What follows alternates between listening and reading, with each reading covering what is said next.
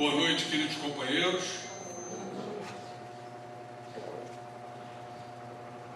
Jesus, nosso mestre, guia e modelo a ser seguido, que esteja em nossos corações, nos trazendo a brandura, a paz, o bem-estar e a harmonia. Interessante que Jesus, aonde ia, para onde se dirigia, principalmente nos ambientes externos, já que Jesus não tinha uma igreja, ele dizia sempre para os apóstolos e seguidores: que a paz esteja convosco. E aí eu fiquei matutando por que Jesus sempre dizia isto. O significado, a profundidade, a amplidão desta frase utilizada pelo Cristo. Não temos que só nos reportar à questão psíquica de estar em paz, mas também à questão física, porque quando nossas células estão apaziguadas, estão em equilíbrio, nós estamos já num processo de saúde.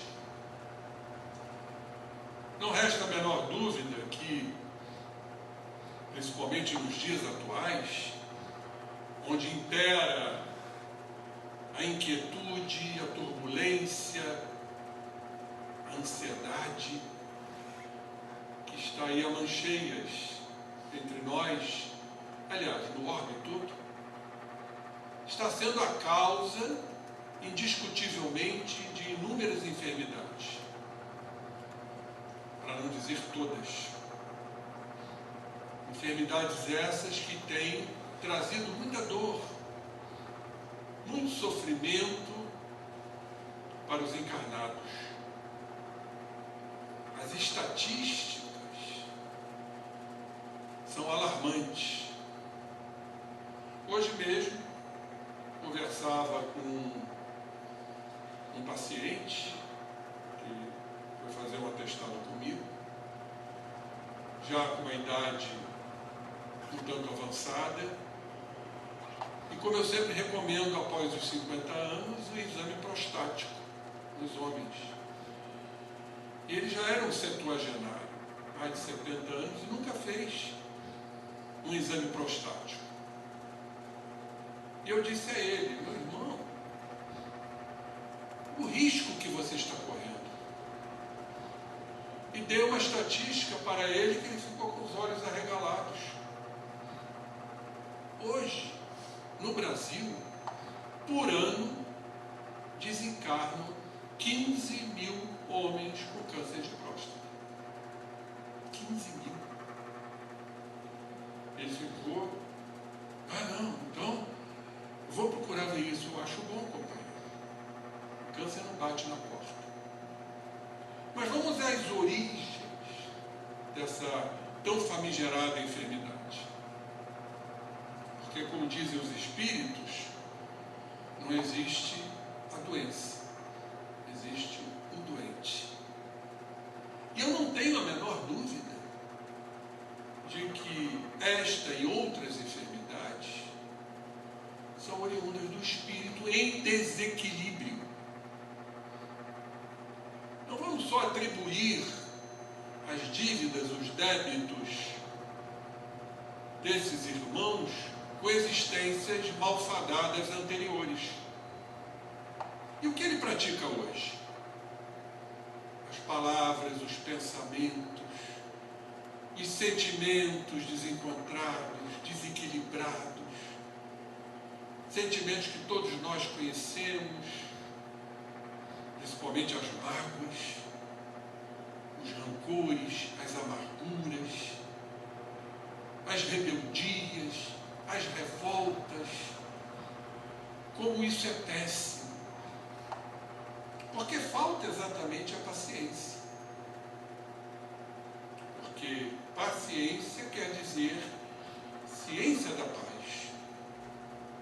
Então Jesus, quando se dirigia ao público que ia o assistir, dizia sempre que a paz esteja convosco, praticamente orientando para que todos buscassem a paz como uma medida profilática, preventiva, não só mental, psicológica, mas também física. Uma lição, uma orientação. Uma das bem-aventuranças. Não podemos esquecer que também no Sermão da Montanha Jesus dizia: bem-aventurados os pacíficos, pois serão chamados filhos de Deus. Bem-aventurados os brandos, porque herdarão a terra. São aqueles que já querem a não violência.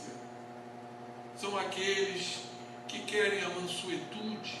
Mas logo a seguir, o Cristo preconiza: bem-aventurados os pacíficos, os que estão em paz, os que estão em paciência. Esses serão chamados filhos de Deus. Já estarão se aproximando do inacessível, do Deus que está em nós, no tamanho de um grão de mostarda ainda, que precisamos alimentar, adubar e irrigar. Lao Tse, um filósofo do passado, ele dizia: a paz não encontra-se fora de vós, e sim dentro de vós. E nós podemos conquistar a paz. Ah, mas é difícil. Vivemos turbulências, inquietudes, tudo que nos rodeia são situações desagradáveis, adversas. Sim, mas aí é que está o grande segredo. É diante disso tudo que vamos buscar o equilíbrio.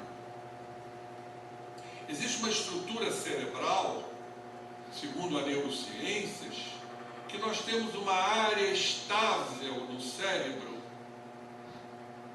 região cortical, em que mantém o nosso controle.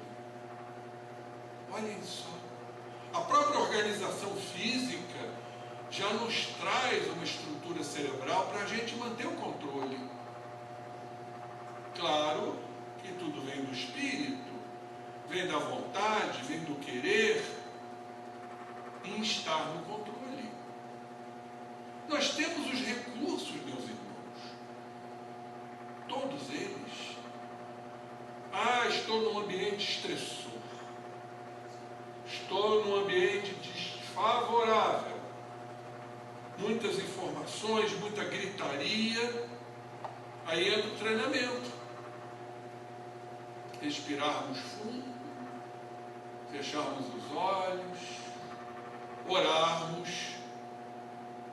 para a gente manter o equilíbrio, mesmo frente a essas adversidades. Por isso a lição de hoje, companheiros, a lição da paciência que a nossa querida Amélia Rodrigues nos traz num dos capítulos do livro Há Flores no Caminho, que eu venho seguindo, por ser um admirador muito grande dela. E tudo começa porque eu a chamo da poetisa do Cristo, a romancista. Sempre os seus dizeres são recheados de grandes adornos, tal a beleza, tal a sensibilidade desta criatura. Então ela nos diz: a noite estava coalhada de astros. A gente já imagina uma noite coalhada de astros, já significando um ambiente propício à paz, à tranquilidade, à serenidade. O plenilúnio, quer dizer, a lua cheia, fazia-se acompanhar de suave brisa que perpassava em a natureza. encrespando levemente as ondas do mar gentil da Galileia. Tudo era uma elegante moldura para a tela luminescente da própria noite. Já imaginamos um quadro, uma moldura, com este cenário lindíssimo, exuberante, que a nossa querida Amélia nos coloca. Como de hábito, o rabi, meigo rabi, Jesus, assentou-se defronte do mar e, perdendo-se na contemplação daquela tela viva, ele se abstraiu do ambiente. Olhem só. Abstrair-se do ambiente. Ah, mas Jesus, mas nós temos esse poder de nos abstrairmos de um ambiente alvoroçado. Tudo é treinamento, eu sempre digo isto. Nós temos grandes possibilidades quando buscamos abstrair-se do ambiente. Mas aqui no caso, pelo milagre da meditação. O que Jesus meditava? A gente até pergunta. Nós utilizamos a meditação, a concentração, a meditação, para irmos ao encontro de nós mesmos. O autoconhecimento. A prática meditativa nos propõe o autoconhecimento. Quem eu sou? Ou melhor, como estou? E esse treinamento diário que o próprio Santo Agostinho nos recomenda na questão 919A de O Livro dos Espíritos, fazer uma retrospectiva diária todas as noites, vai ampliando o nosso psiquismo. Nós não temos como medir isto. Não temos como. Mas nós vamos ter os resultados desta ampliação, não só mental como cerebral, dada a condição da neuroplasticidade do cérebro, no dia a dia, no ambiente altamente de perturbação, em que vamos conseguir ter esse controle por ativarmos esta área do cérebro. E Jesus certamente saía do corpo, no processo de emancipação da alma, e ao encontro de quem? E ao encontro do próprio Pai. Porque Jesus era e o é um espírito puro, um espírito que conquistou o seu ápice, a sua culminância espiritual. Então ele certamente ia obter do Pai orientações, lições do seu messianato frente a esse processo encarnatório que ele passou. E aí os discípulos, atraídos, acercaram-se, tocados pelo magnetismo do Senhor. Nós não temos ideia do quão isto representava, essa força magnética do Cristo, tocando a todos. E à sua volta, então, deixaram-se inebriar pela dulce harmonia que dele se irradiava. O espírito puro só podia irradiar harmonia. Já se iniciavam as primeiras dificuldades no ministério da Boa Nova. As primeiras cartas vivas que se faziam endereçadas às criaturas sofriam a agressão, como não poderia ser de outra forma, e ainda o é, da pusilanimidade, da covardia e do preconceito. Os Espíritos nos afirmam que os dois grandes óbices aliás, 2 não, 3, para o processo de regeneração que o planeta Terra ora passa, seriam a ignorância, ou seja, o desconhecimento, a incredulidade e o preconceito. O que é o preconceito? Senão quando damos importância, autonomia às nossas regras, regidas pelo nosso ego,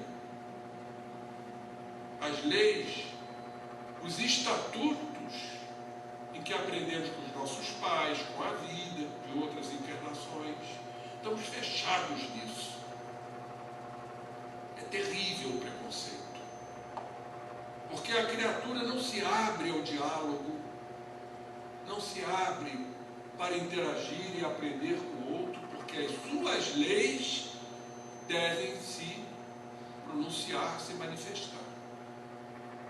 A lei do poder. Então é muito difícil romper essas barreiras da ignorância, da incredulidade e do preconceito. Se nós costurarmos esses 3 itens, vai gerar algo mais grave que se chama o fanatismo, no sentido geral. Fanatismo religioso, fanatismo político, fanatismo sexual, fanatismo de emoções, ou seja, aquilo completamente fechado em que a criatura imprime para si e para o outro. A violência e o despeito armavam os corações da época, gerando dificuldades e produzindo temores e receios. A gente sempre diz, e hoje vivemos momentos de violência, de agressividade. Por que a criatura é violenta? Em primeiro lugar, porque foi violenta. A criatura, ela não é violenta simplesmente por ser. Ela traz esses ressaicos, ou seja, essas lembranças de outras existências aonde a violência se manifestar. Mas temos que considerar isso até para que a gente não esqueça. O violento é um frágil. O violento, seja ele violento verbal, físico, não importa. É uma manifestação compensatória de sua insegurança, de sua fragilidade. Então ele tenta suprir tudo isto com violência. Podem estar certos disso. E trazemos também de existências anteriores até do reino animal, que ainda está presente em nós. Os animais predadores, violentos, agressivos, que ainda estão em nós. Paul MacLean chama do cérebro reptiliano, dos répteis, o primeiro andar do cérebro, aonde estão os nossos instintos, violentos, agressivos e selvagens. Quantos não perdem a linha diante de uma situação adversa? Nós não sabemos o que está dentro de nós. Numa medida extrema, nós revertemos esta violência, essa agressividade. E isso produzia naquela época, através dessas criaturas, muitos receios. Do entusiasmo inicial, os companheiros desarmados para as lutas mais árduas começaram então a denunciar cansaço, somar aflições. Nós estamos falando de uma situação ocorrida na época de Jesus, e nós podemos traduzir isso para o presente.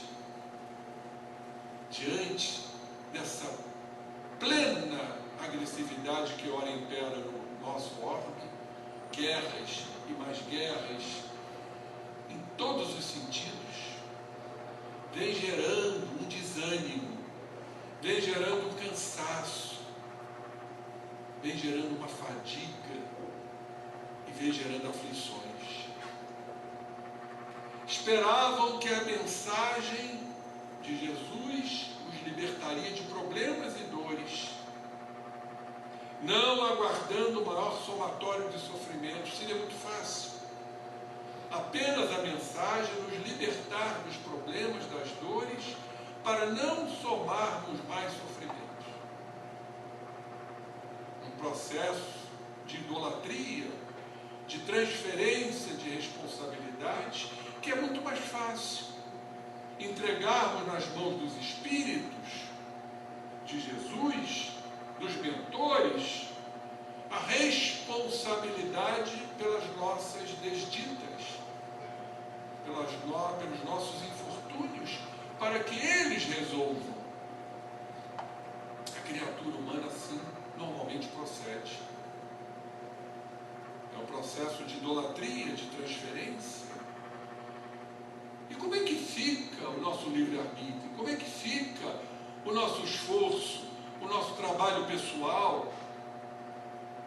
Vamos relembrar que Deus nos concedeu o maior atributo, já na condição de espírito hominal que somos, o livre-arbítrio. Nós seremos os artífices de nossas escolhas. Como diz o grande físico quântico Amit Goswami, escolho, logo existo. Nós existimos frente às nossas escolhas, que são permitidas pelo Pai. Se são escolhas equivocadas, e nós sofreremos por conta disso, o Pai permite para que a gente aprenda com o sofrimento, para que a gente aprenda com a aflição. E se não aprendermos na atual encarnação, vamos ter que reencarnar para tentar aprender. Assim é o processo, não há outro. Afinal, esses mesmos, na figura do Rabi, do nego Rabi, que infundia-lhes ânimo para saírem deste processo de cansaço, encorajando a todos eles ao empreendimento. Olhem o termo, o vocábulo, empreender. Não é ficar esperando a mensagem, a graça, como a solução dos nossos problemas. Temos que empreender. Receavam, no entanto, aqueles estranhos embates que se delineavam sob o assodar da violência, a pressa da violência, sempre como uma manifestação, como digo, de espíritos frágeis, mas querendo impor, querendo que os seus valores, seus preconceitos passem a ser aceitos, feridos nos interesses imediatistas. Oh, meu Deus, como somos imediatistas. O ansioso é um imediatista, ele quer tudo para ontem, não sabe esperar, não tem a paciência, que é a nossa lição de hoje, a lição da paciência. Nós não sabemos esperar, somos imediatistas, queremos tudo para ontem, para não dizer anteontem. Não temos esse dom de saber esperar. A resignação, ela acompanha muito a paciência. O que quer dizer resignação? É a compreensão daquilo que não podemos mudar. Porque a gente sempre quer mudar algo que nos faz sofrer, uma ofensa, um ataque. seja o que for. E não sabemos esperar, dar o tempo ao outro, pois tudo tem o seu tempo. A paciência, a resignação. A paciência e a resignação unidas nos dão a esperança. E a esperança é a grande raiz da fé. Da fé que entende. Não é a fé dogmática de achar que tudo será resolvido pelos Espíritos e por Jesus. A fé que raciocina. Vejam como tudo é um desdobramento. Então essas criaturas feridas nos imediatismos, combatidos nas paixões inferiores, os comensais da inércia. O comensal é aquele que se alimenta na mesma mesa da inércia, da exploração, expelem a vasa pestífera da animosidade gratuita, que disfarçam eles sob os vernizes da sociabilidade e da aparência. Como a gente vê isso? Criaturas aparentes. A Joana chama de homens de aparência. Aqueles sociáveis, que no fundo não são nada de sociáveis. Vestem máscaras, proteções de sociabilidade para induzir, muitas vezes para comandar, mas facilmente mudam o comportamento. Quando estão em jogo as intrincadas ilusões da posse e do destaque humano, a que se agarram com avidez e desesperação. Ilusões da posse. A posse é uma ilusão. Porque nada possuímos, nada temos, nem somos donos de nós mesmos. Somos filhos do Pai, fomos criados pelo amantíssimo Pai. No entanto, a gente sempre utiliza o pronome de posse, chamado pronome possessivo. O meu pai, a minha mãe, o meu filho, a minha casa. E eu pergunto, minha o quê? Se tudo é impermanente. Amanhã vamos desencarnar, cadê a casa? Cadê o pai? E de repente, numa outra encarnação, vamos ter outro pai, ou outra mãe. Então somos apegados a esta ilusão. E como tudo se esfuma, como tudo se dilui, vem o sofrimento, que a Joana coloca muito bem no livro Plenitude, o sofrimento pela impermanência das coisas. Todos nós sabemos que vamos desencarnar. Todos nós vamos saber, se Deus nos permitir, que vamos envelhecer, que vamos perder o vício, a vitalidade própria do envelhecimento, da senectude. Todos, no fundo, sabem que podemos perder um imóvel da noite para o dia, de um carro que envelheceu, está batendo motor. Então, como nós sofremos por conta disso? Sem a crença, queridos irmãos, na sobrevivência da alma, que não se extinguirá, ela sobreviverá, fruem até a exaustão o quê? Os valores alucinantes da fantasia, da ilusão, receosos de que o túmulo tudo devore e aniquile. Os materialistas, por exemplo, eles pensam dessa forma, que o túmulo vai devorar tudo, que eles vão perder tudo. Isso gera um grande sofrimento.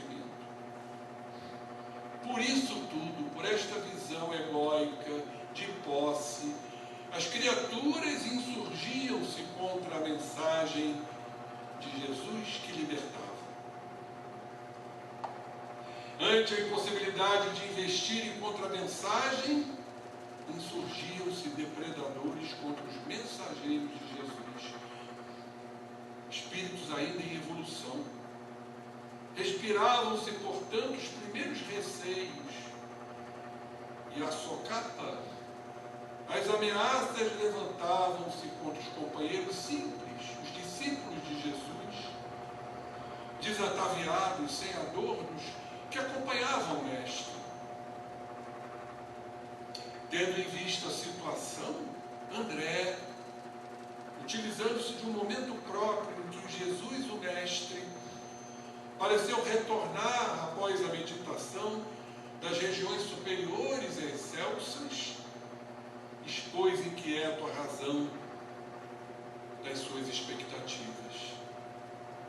Mestre, ó Mestre, arguiu com gentileza André, como proceder com aqueles que erguem apodos injustos?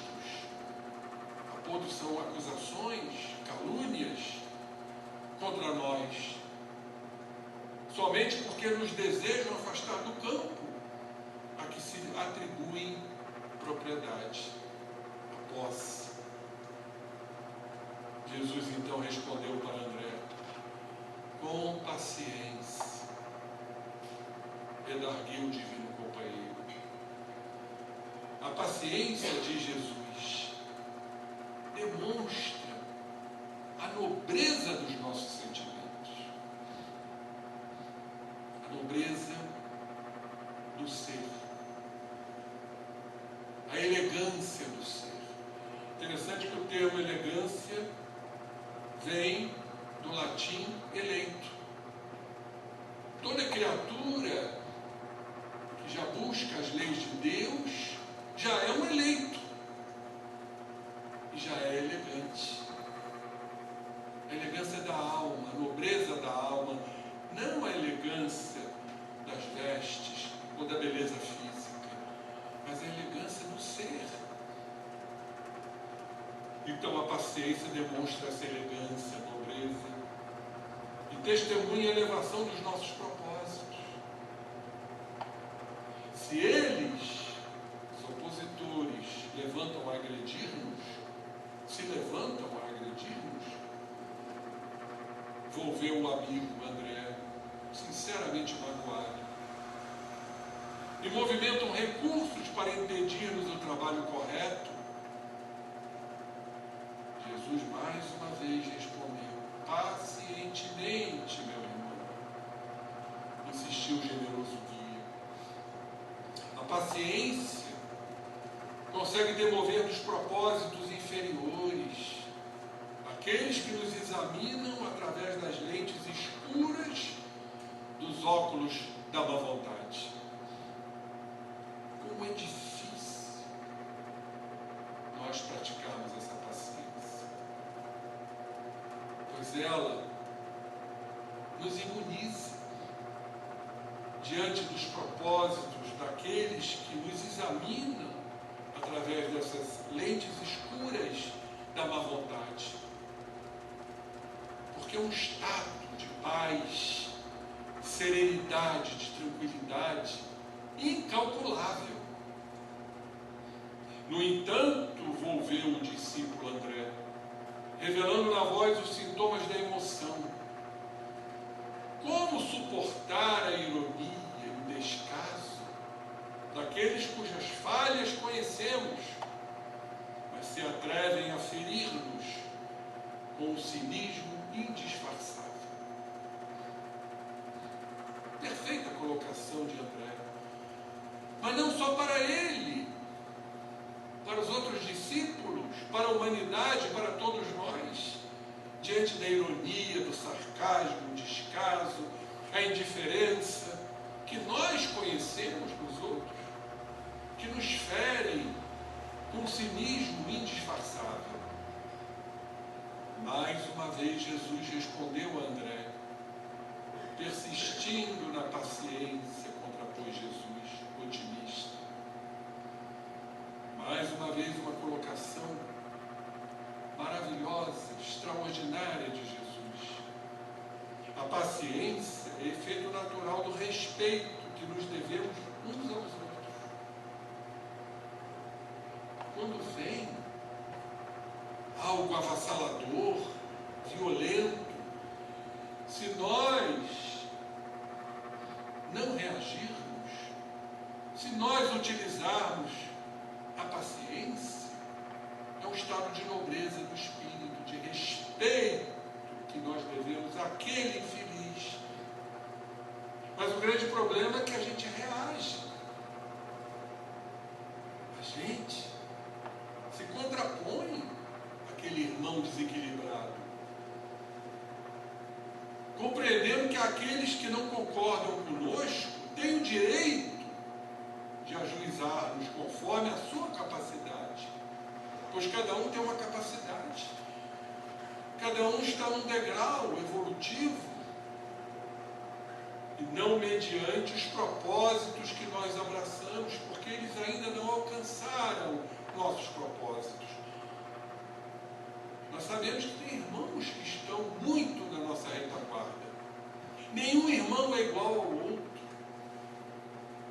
Somos iguais? Não. Isso é até uma hipocrisia. Somos filhos de Deus. Isso é uma outra história. Mas não somos iguais. Existem espíritos que estão acima. Senão também vou dizer para os mentores espirituais, eu sou igual a ti, Emmanuel. Não sou. Eu sou igual a ti, Jesus. Não sou. Então temos que compreender que esses irmãos ainda na ignorância, no fanatismo, no preconceito, eles não estão vibrando nos nossos propósitos. Mais uma vez, para termos paciência com eles. E porque o colaborador devotado voltasse à carga, revelando um certo desânimo e acrimônia, ou seja, rispidez, sob o apoio quase geral dos demais cooperadores, que experimentavam os espículos da malícia que se generalizava e das dificuldades que repontavam, o meigo benfeitor espraiou aquele olhar dulce pelo velário da noite, pelo manto da noite, estrelada, o céu atapetado de estrelas, e no momento de uma abrangência misericordiosa, ele adiu: o reino dos céus começa no hino, no interior de cada coração. Nós sabemos muito bem, em outras passagens, que Jesus faz uma referência ao grão de mostarda. O reino dos céus ainda é um grão de mostarda. A menor semente encontrada até hoje na face da terra. Mas ela está em nós. O reino de Deus está em nós. Deus está em nós. É a imanência, a nossa ligação. A coisa mais linda do que termos certeza disso, que o reino dos céus está em nós. Mas ainda é tão minúsculo esse reino, porque estamos distantes desse reino dos céus. Agora, o Pai quer que a gente se dirija a esse reino, a essa nobreza, a esta elegância, como disse, sermos os eleitos. Só há uma forma: é buscarmos infatigavelmente as leis que foram trazidas por Jesus para a nossa transformação, que não é fácil. Nós somos rebeldes, nós somos renitentes, recalcitrantes no erro, porque nós somos condicionados nesses mesmos erros. Mas nós precisamos de algo importantíssimo. Chama-se a atenção. Se estivermos atentos aos pensamentos, às emoções, aquilo que a gente exala, nós vamos ponderar. Nós já temos a inteligência suficiente para saber o que é o bem e o que é o mal. E aí vamos então exercer a promoção do bem frente ao mal que está em nós. Quando eu falo do mal, eu estou falando, obviamente, dos equívocos. Então esse reino dos céus está em cada coração.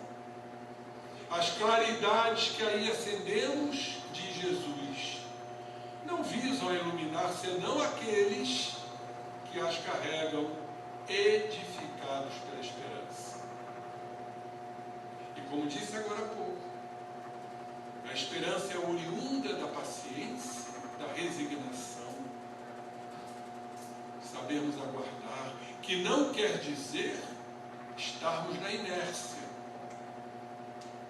cruzarmos os braços na zona de conforto e que venha a graça. Não.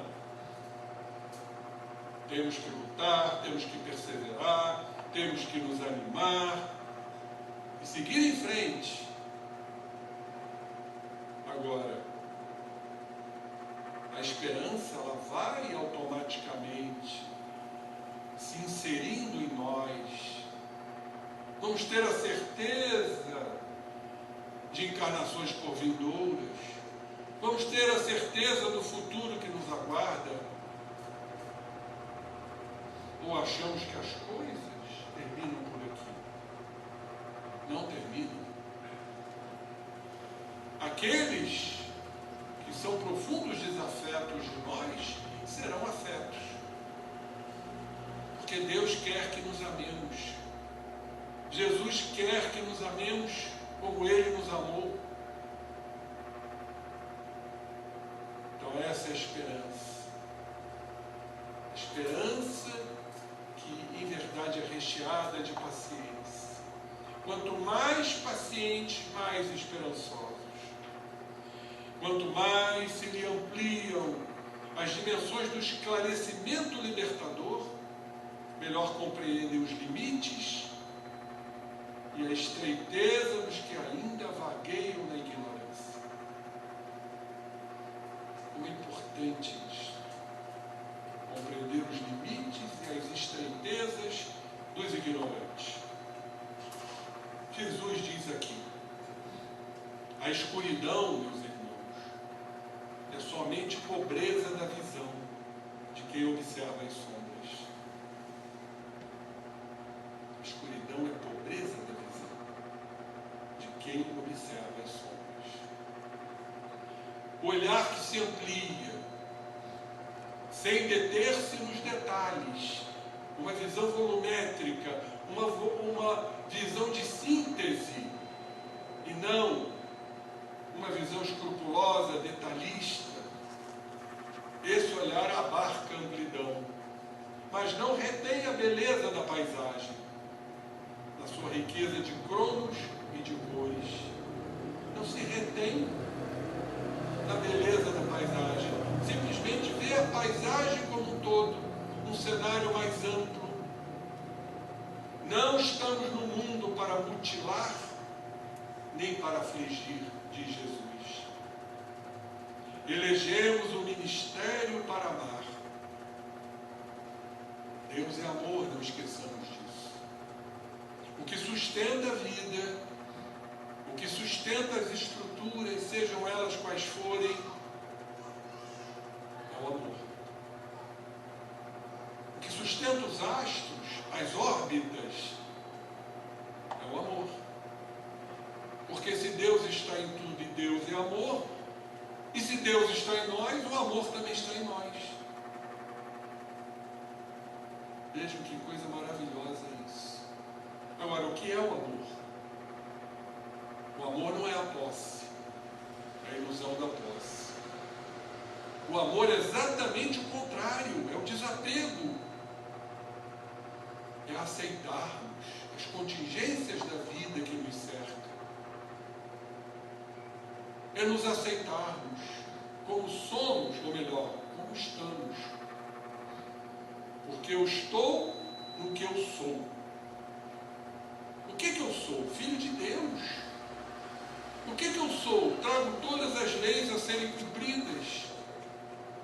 ouvi Jesus ter dito: eu sou o caminho, a verdade e a vida. E nós temos tudo isto, mas ainda não podemos dizer que nós somos. Nós apenas estamos ainda. Agora estamos no que somos. Porque não podemos esquecer que trazemos todos esses valores e trazemos Deus dentro de nós. Então elegemos o ministério para amar e servir, mediante cuja programação lograremos, diz Jesus, com paciência. Então esta lição é soberba, porque Jesus sempre pontua e repete a necessidade da paciência. A paciência é fundamental, repito, para o nosso equilíbrio psicofísico. Sairmos desses estados de inquietude, de revolta, de pessimismo, de ceticismo, para uma certeza de que aquilo passará. É um filósofo que eu admiro muito que ele nos diz: devemos deixar passar tudo o que passa e retornar ao que permanece. Qual a única permanência que temos? Os bens? A família? Não. A única permanência é Deus. Deus está permanente em nós. Então devemos deixar passar tudo que passa, sem dúvida nenhuma. Vamos lembrar aquela passagem do Cristo que muitos até ficam abismados. Como é que Jesus podia ter dito isto? Aquele que não odeia seu pai, sua mãe, seus irmãos, seus filhos, não poderá ser meu discípulo. O que Jesus quis dizer com isto? Não é odiar. Jesus jamais nos incitaria a isto. Odiar quer dizer amar menos. E amar menos quer dizer nos desapegar. Porque tudo passa. Aquela mãe vai passar, aquele pai vai passar. Talvez nos reencontremos no mundo espiritual, mas e as novas encarnações? Outras mães, outros pais, outros irmãos, ou os mesmos. Vejam a beleza do processo reencarnatório. Então precisamos trabalhar esta paciência, melhorarmos nossa visão, o entendimento dos outros que ainda trilham por caminhos impérfios, ou seja, caminhos ainda tortuosos, inexplorados. Por mais alguém se apresse, rogando a semente resposta da plântula, somente, diz Jesus, através do tempo e da paciência, contemplará o pequeno vegetal a enriquecer-se de força a caminho da produção. E assim é na natureza. Olharmos a semente, aguardar a sua ruptura, que vai gerar uma plântula, para depois se transformar numa árvore. Kardec foi muito claro, companheiros. A natureza não dá saltos. Por que impaciência? Porque a impaciência significa que as coisas devam funcionar da minha forma, do meu jeito, do meu preconceito. Então a gente não sabe esperar. Diz aqui Jesus, guardemos isto: a paciência é a lenificadora do sofrimento. Lenifica o sofrimento a paciência. Irmã da esperança e companheira ideal da fé. Como afirmamos agora há pouco. Relanceando então o olhar pelo semblante cansado dos discípulos atentos e desejando fixar indelevelmente nos seus corações e mentes a lição da paciência. penetre esta lição em todos nós. Jesus arrematou. O homem, convidado à gleba áspera do serviço, que se não propõe a joeirar, a peneirar o solo adusto, ressequido, removendo os pedregulhos, adubando a aridez e irrigando o chão duro, jamais terá garantida a felicidade da ensedentação. Vamos repetir, porque isso é de fundamental importância. Somos convidados à gleba áspera do serviço, o trabalho. Temos que joeirar o solo ressequido, tirando os pedregulhos, adubando a aridez do terreno, que em verdade é um terreno nosso, interno, irrigando o chão duro, pois somos duros, somos impermeáveis, somos rígidos. Se não fizermos este trabalho interno, nós jamais teremos garantido a felicidade da ensedentação. Aqui insiste na lavoura, ali persevera na manutenção das mudas e mais adiante revitaliza a terra. Se esta vai vencida por catástrofes e pragas, são as catástrofes pessoais, repete a experiência, não desanime, até que a vida responda em flores de primavera e dádivas de alegria, o sacrifício e a paciência da espera. A colheita, meus irmãos, porém, propicia tal júbilo que todas as expectativas e ansiedades, sob a bênção da paciência, parecem haver se constituído em verdadeira lição de felicidade. Quando ele se calou, os companheiros, tocados pelo seu verbo lúcido, penetrante, entreolharam-se em silêncio e compreenderam que se o amor é a base da vida, a paciência constitui uma das mais belas das suas expressões a enflorescer os corações. Paciência, uma filha dileta do próprio amor. Que esta lição profunda, significativa, penetrante, tenha sido absorvida por todos nós, para o exercício da paciência. E podem ter a certeza do quanto nos sentiremos felizes, nos sentiremos alegres, esperançosos e contemplativos com esse verdadeiro amor a brotar de nossas entranhas, a enflorescer, como disse o Cristo, nos nossos corações. Paz